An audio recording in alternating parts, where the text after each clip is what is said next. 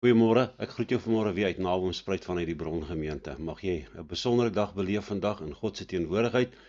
Sy liefde beleef en ervaar en sien hoe dat God in hierdie dag in jou werk. Wees opgewonde, entoesiasties om hierdie dag in te gaan as 'n avontuur saam met God. Kyk wat hy vandag vir jou gaan doen. Kom ons wy onsself aan hom toe in hierdie oggend. Here, ons wil bid dat hy in hierdie oomblik regtig in ons lewe sal ingryp om ons lewens te verander opnuut in hierdie dag. Groot werke in ons lewe te doen sodat U daarin verheerlik mag word. Daarom kom ons vanmôre en ons wy onsself aan U as 'n lewendige offer wat vir U aangenaam is, wat U kan gebruik in hierdie dag sodat U verheerlik word. Seën ook die woorde van my mond en die oordeenking van my hart om Jesus Christus ontwil. Ek gaan vanmôre met jou 'n bietjie praat oor 'n gedagte dat jy vanmôre besonders is. Weet vanmôre het 'n staanplek voor God. Jy is sy kind vanmôre, jy behoort van hom, van vanmôre aan hom.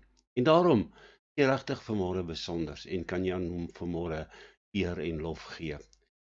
Die gedagte kom vanmôre uit 2 Korintiërs 8 vers 7 wat sê julle is besonders op baie gebiede. Nie net enkele gebied nie, maar op baie gebiede is jy vanmôre vir God besonders, omdat jy in die eerste plek geloof het. Jou geloof en vertroue is vanmôre op God wat die skepper is, wat alles kan doen. Alles kan verander vanmôre en alles kan nuut skep vanmôre. En dan sê hy vanmôre, hierdie wete wat jy het vanmôre van jou geloof in God, het 'n wonderlike vermoë om dit vir ander te kan oorvertel, vir ander te kan gee as 'n getuienis van hom. Want jy het God beleef, jy het hom ervaar oor jou lewe heen. Jy het die kennis opgedoen oor God. Jy het jare die pad geloop vanmôre. Jy kan dit gemaklik met mense deel vanmôre. En dan sê hy iets wat ons vandag nie sien nie, en dit is juist die entoesiasme ontbreek vanmôre. Dan kan die eerste keer toe jy tot bekering gekom het, jou lewe vir die Here gegee het. Jy was anders gewees. Jy was opgewonde, entoesiasties om oor God te praat, te vertel van wat God in jou lewe doen. Is dit nog so? Miskien moet jy begin om weer jou lewe en jou omstandighede in heroorweging te neem.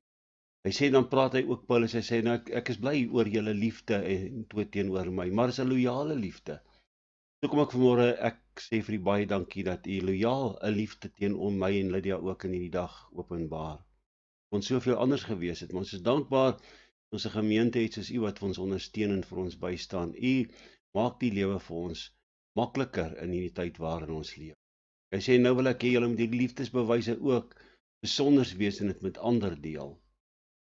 Mag die Here jou ook die vermoë gee om vanmôre mense te help wat in nood is.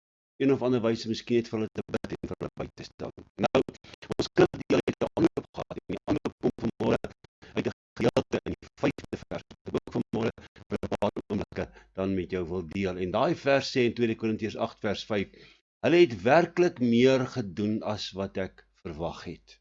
Hierdie gemeente het meer gedoen as wat Paulus ooit verwag het. En so is dit ook vanmôre met ons gemeente. Hulle doen vanmôre baie meer as wat ons verwag en ons is dankbaar vanmôre. Maar die gedagte wat Paulus sê is omdat jy julle eerste vir die Here gegee. Begin vandag daar.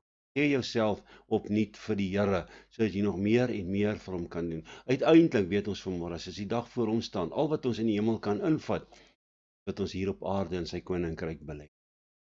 Want jy het besef, dit is wat die Here wil hê. God wil hê jy moet vanmôre jou lewe in hom. As 'n storieetjie wat vertel word van 'n komediant wat sy ma hom die dag skool toe gevat het. Op die eerste dag van die skool het sy aansoek gevra dat sy die onderwysers wil mee gepraat het. En toe sê by die onderwysers kom, toe sê sy, as hierdie kind van my kwaad doen, moet jy asseblief die kind wat langs hom is straf. En haar antwoord was, Levin said that among other things his mother told the teachers that if he misbehaved, she should punish the boy next to him, because my little boy learns by example, she said. Weet jy vanmôre daai voorbeeld in hierdie wêreld waar ons is. Ander mense uit jou voorbeeld van kan leer. A farmer asked his neighbor if he might borrow a rope, and sorry, said the neighbor, I'm using my rope to tie up my milk. Rope can't tie up milk? I know, replied the neighbor, but when a man doesn't want to do something, one reason is as good as another. Nie wat miskien baie keer oor jou argumente gesê kan word. Jy moet verantwoordelikheid doen dat jy verskoning dalk. Weet jy, ek dink nie ons verskonings gaan altyd staan as ons voor God staan nie. Ons moenie verskonings maak nie. Kom ons weet vanmôre, as jy nie iets wil doen nie, gereed is om iets te doen, sal enige verskoning wat jy wil maak, miskien geld. All of us are tempted to make rather ridiculous excuses to others and sometimes even to God. If we would consciously examine our excuses, we would discover how ridiculous most of them sound. Kyk 'n bietjie na die verskonings wat jy soms aanbied. En dag regtig daarna luister, wonder jy, die ou wat jy dit voorgegee het, sou hy jou regtig geglo het? Someone has collected a few excuses that were offered to police officers in relation to automobile accidents. An invisible car came out of nowhere, struck my car and vanished. I'd been driving my car for 40 years when I fell asleep at the wheel and had an accident. I pulled away from the side of the road, glanced at my mother-in-law and headed over the embankment. The pedestrian had no idea which direction to go, so I ran over him. And the guy was all over the road. I had to swerve a number of times before I hit him. Mense het baie keer verskonings en verduidelikings wat nie regtig afgaan as ons die dag voor God staan nie. Suddenly a tree was there where no tree had been before. Op 'n taktvolle wyse het Paulus eintlik met die gemeente gepraat en vir hulle leemtes uitgewys wat in hulle lewe is, wat verkeerd is, wat aangespreek. Maar hy praat seker op 'n sielkundige wyse met hulle, want eers prys hy hulle vir die goeie dinge wat daar is. Hy sê daar's 'n paar goeie dinge, soos wat ons lees ook in die briewe in Openbaring, dat elke keer word die gemeente geprys. Maar God sien ook die goed wat verkeerd is vanmôre, die goed wat nie reg is nie. En ek wil vanmôre sê, kom in God se teenwoordigheid en vra soos Dawid dat hy jou hart sal oopmaak vir jou.